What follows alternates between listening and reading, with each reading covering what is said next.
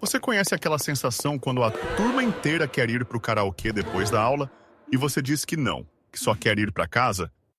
Aquele olhar que eles te dão como se você tivesse acabado de recusar oxigênio? Eles pensam: que pessoa fria, não sabe se divertir. Mas e se eu te disser que isso não é personalidade difícil, nem medo de socializar? A neurociência acabou de descobrir que o cérebro de pessoas como você opera com um sistema operacional completamente diferente da maioria. E a culpa não é sua. Na real, se você parar para observar, essa cena se repete toda semana como um loop infinito. Você está na sala de aula, acaba a aula, a galera começa a se juntar para combinar. O fulano fala de ir cantar, o ciclano quer ir num rodízio, o Beltrano chama para ver um filme de madrugada. Chega a sua vez, você sorri de leve e fala: "Ah, da próxima vez, hoje eu vou para casa." E de repente o clima congela. 3 segundos de silêncio constrangedor passam até que surge a pergunta torturante: por quê? Tá ocupado com o quê? Ou não gosta da gente? Tá vendo? E imediatamente o tribunal social entra em sessão. As pessoas ao seu redor começam a construir teorias da conspiração sobre a sua vida. Se você recusa, a sociedade automaticamente assume que tem algo quebrado ou faltando em você. Ou você é a pessoa fria que julga todo mundo, ou você tem alguma tristeza que não quer contar, ou você simplesmente não se encaixa no grupo.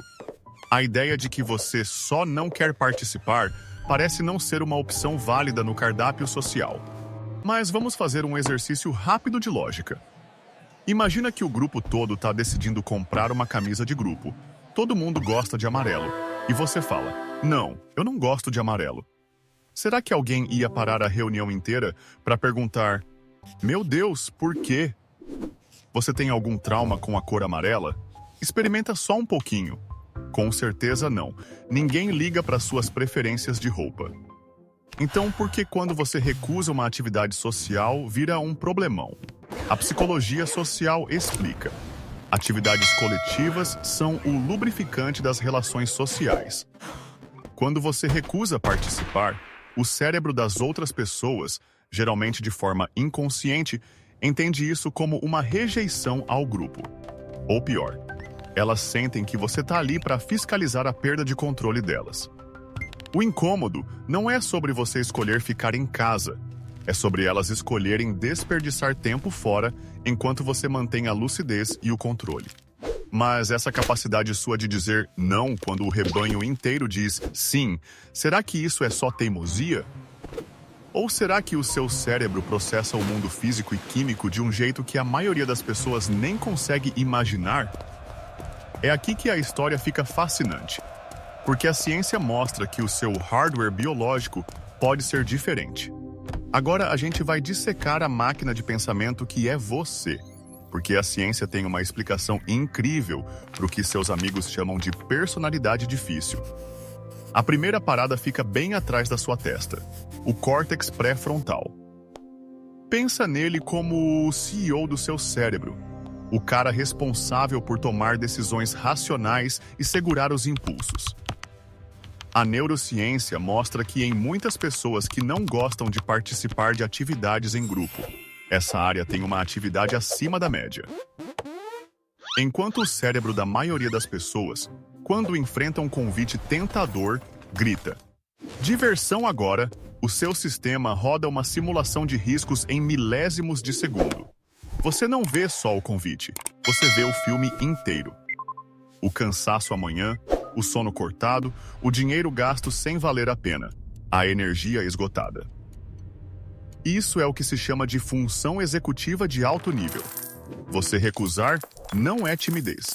É um cálculo de risco-benefício extremamente rápido e eficiente que acontece antes mesmo de você abrir a boca. E tem mais. Você já percebeu que talvez se incomode mais com sons altos, luzes fortes ou espaços apertados? É bem provável que você tenha características de alta sensibilidade sensorial. Para a maioria das pessoas, atividades sociais barulhentas ajudam a encobrir o mundo, diminuir o volume da vida. Mas para você, Os gritos no karaokê ou o ar abafado numa sala cheia de gente não são relaxantes, são ataques. O seu sistema nervoso detecta o desequilíbrio interno como uma ameaça, não como diversão. O seu corpo grita perigo, onde o dos outros grita festa. Por último, a gente tem a matemática da dopamina. O cérebro, de quem gosta de atividades em grupo, geralmente busca picos altos de recompensa química para se sentir bem. O seu cérebro provavelmente é mais eficiente. Você tem um limiar de recompensa diferente. Você não precisa inundar o sistema com química externa para se sentir satisfeito. Uma conversa profunda, a clareza mental, ou simplesmente a sensação de controle já liberam a satisfação que você precisa. É uma questão de economia. Por que pagar caro com energia por algo que você já tem de graça, que é o conforto de estar lúcido? Se você já sentiu que era a única pessoa que entendia isso, comenta só a palavra "eu" para saber que você não está sozinho. Mas se o hardware biológico já te protege, o software psicológico que você desenvolveu é o que realmente te separa da multidão. E isso é o que define quem você é. Se a biologia é o hardware, a psicologia é o software rodando na sua cabeça. E é aqui que aparece um conceito poderoso chamado centro de controle interno.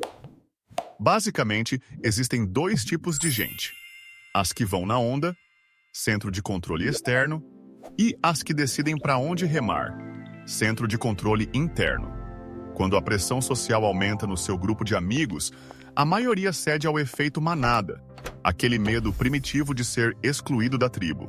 Mas você, o seu cérebro tem um filtro automático que pergunta: eu realmente quero isso ou só estou copiando os outros? Essa autonomia é rara. Você valoriza a sua bússola interna mais do que o mapa dos outros. E, falando sério, isso é um superpoder num mundo onde todo mundo tenta ser igual. Falando em superpoder, se você está curtindo entender como a mente funciona, deixa um like e se inscreve no canal. A gente mergulha na psicologia do comportamento humano toda semana e você não vai querer perder o próximo insight. Voltando para sua mente, para você, a sua cabeça é um santuário, é a sua casa. E a ideia de deixar um invasor externo entrar e começar a mover os móveis de lugar, mudando a sua percepção, a sua fala, o seu equilíbrio, parece absurdo.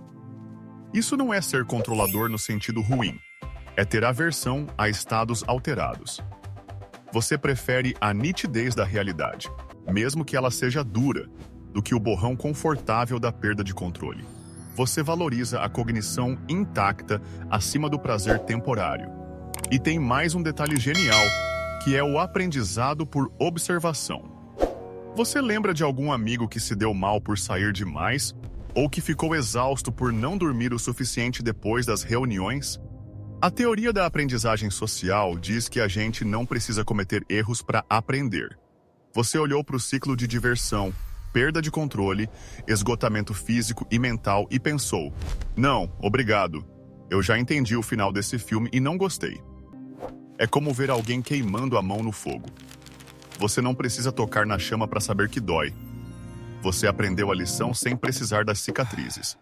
Mas então, se você tem esse controle, essa biologia e essa clareza, por que a sociedade insiste em dizer que você é o chato da história? A verdade é que eles estão olhando para o lado errado da lente. A gente chega no ponto crucial onde precisa virar a chave. A sociedade, com suas propagandas sobre vida divertida e rituais de encontro depois do trabalho, passou décadas tentando te convencer de que não participar é um erro no sistema, um bug. Eles dizem que você precisa se soltar, como se a sua personalidade lúcida fosse uma prisão da qual você precisa escapar. Mas a realidade, quando a gente olha através da lente da ciência e da psicologia, mostra exatamente o oposto. O que eles chamam de chato, na verdade, é uma configuração de alta performance. Pensa bem, viver numa sociedade que glorifica a perda de controle, mas ainda assim permanecer fiel à sua própria vontade, exige uma força de caráter enorme. Você não tem um defeito de fabricação, você tem uma vantagem evolutiva. Enquanto muita gente precisa de muletas químicas para lidar com emoções, socializar ou relaxar, você desenvolveu ferramentas internas para fazer tudo isso de forma natural. Isso cria o que a psicologia chama de coerência interna. Quando você deita a cabeça no travesseiro, não tem aquele barulho da dissonância cognitiva, não tem aquela vozinha chata falando, eu não devia ter feito aquilo. As suas ações externas estão perfeitamente alinhadas com os seus valores internos. Isso traz uma paz que nenhuma atividade consegue engarrafar. Vale a pena salvar essa parte, porque o seu cérebro vai esquecer depois que desligar o vídeo. Então, da próxima vez que aquele momento de silêncio constrangedor acontecer e alguém perguntar, mas por que não? Você não precisa se justificar. Lá no fundo, você sabe que não é sobre ser melhor ou pior que ninguém. É só sobre respeitar a sua própria natureza. É sobre entender que conexão de verdade, aquela conversa olho no olho, sem filtro e sem aditivos, tem um sabor que só quem está 100% presente consegue sentir. A sua lucidez não é a ausência de diversão, é a presença de você mesmo. E num mundo onde todo mundo tenta fugir da realidade, ter coragem de encarar ela de frente, com a mente limpa e o coração tranquilo, talvez seja a forma mais autêntica de liberdade que existe. Você não está quebrado, você só está rodando uma versão atualizada que pouca gente conseguiu instalar. E isso, meus amigos, é motivo para ter orgulho.